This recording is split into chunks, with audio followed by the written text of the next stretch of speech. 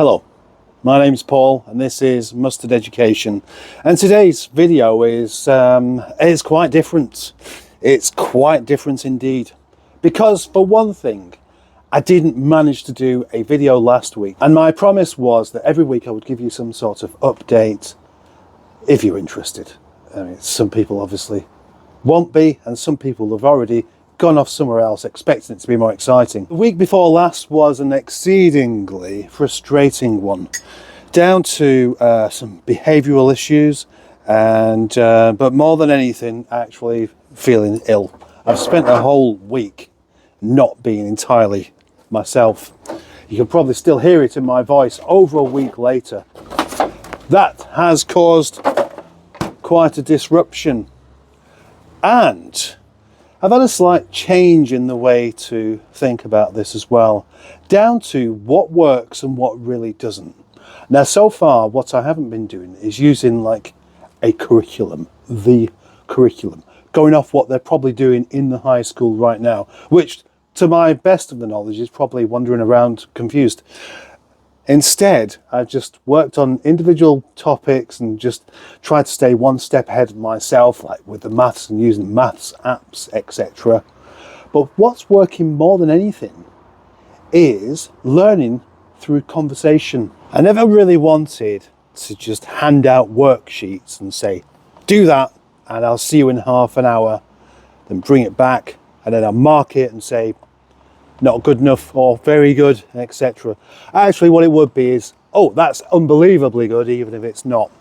Instead, what's been working has been just having debates about things, just engaging them in conversation, to getting them to think about things rather than just being given tasks. Picking a subject, talking about it, asking questions, promoting asking questions. Not giving entire answers, getting them to think of what the answer may be. That's really working. That is seeing both of them sat there or stood there properly being part of it rather than being bored.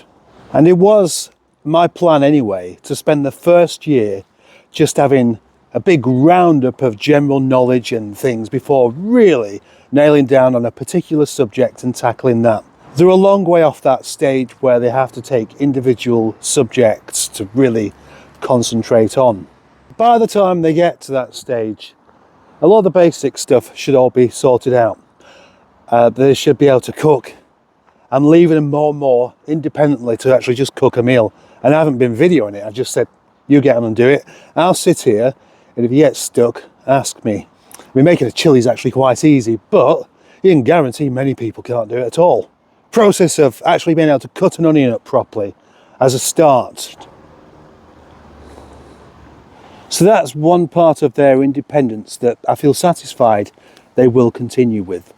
And this ties into quite a lot of what else they have been doing and how they are very much at a stage already where they don't even need teaching. I absolutely do not need to tell them to crack on every single night and just learn languages. Chess, they both play chess for about half an hour every single night. They also don't need any encouragement whatsoever to draw pictures and just do creative things. And I think that's rather lovely. I don't have to peel them off the floor most of the time to go and do something, except for in the mornings when they can both be a bit lethargic. This is partly down to the fact that they don't like to go to sleep early, and in the mornings they're just not at their best, just like me. Get me into the afternoon, brain's much more fired up. Into the night time, oh dear, this is why you can't sleep. You could say learning to draw isn't really that important, but it certainly doesn't do any harm having a grasp, having an eye for things.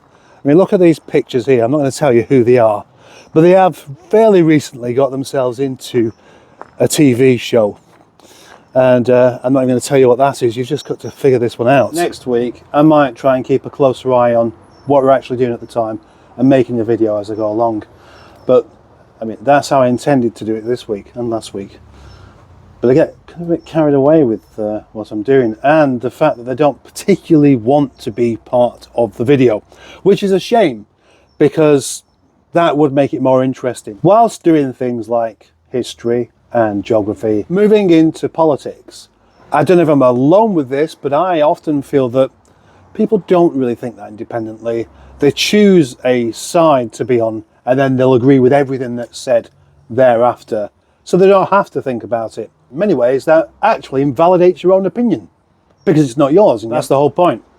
Not just believing something because one person has told you. But in actual fact, if you have the capacity to find out information and work through that information and come to your own conclusions, that's always going to be better, isn't it? I want them to be philosophical of mind. I want them to have not necessarily strong opinions, but well thought out opinions. And I found a really great way of doing this is the introduction of the moral dilemma. I told them all about a very famous moral dilemma, which is the trolley dilemma, or sometimes the fat man dilemma, where you have a bunch of people that are all basically going to die unless you do something about it.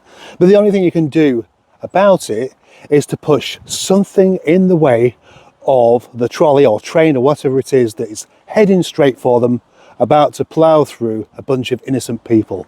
And that is to either divert the trolley somewhere else where somebody is definitely going to cark it, or push the fat man in front of it, a man so large that it can stop any train.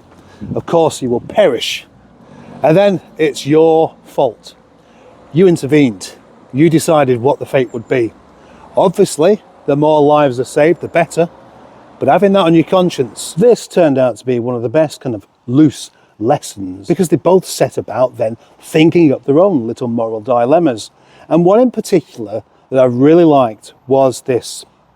A man driving along in his two-seater sports car ends up with a puncture, and so he can't continue his journey. But just at this point, he was passing a homeless man that was on his way to the job centre to get this job that would mean he would be no longer homeless. Strange, I know. Now, the homeless man offers to help by fitting the spare wheel to the car, because the man in question has absolutely no idea how to do it for some reason. And in return, he will give him a lift to the job centre because he's already running a bit late. And by the time he gets there, he's going to be hot and sweaty. And yeah, I'm starting to elaborate on the actual story.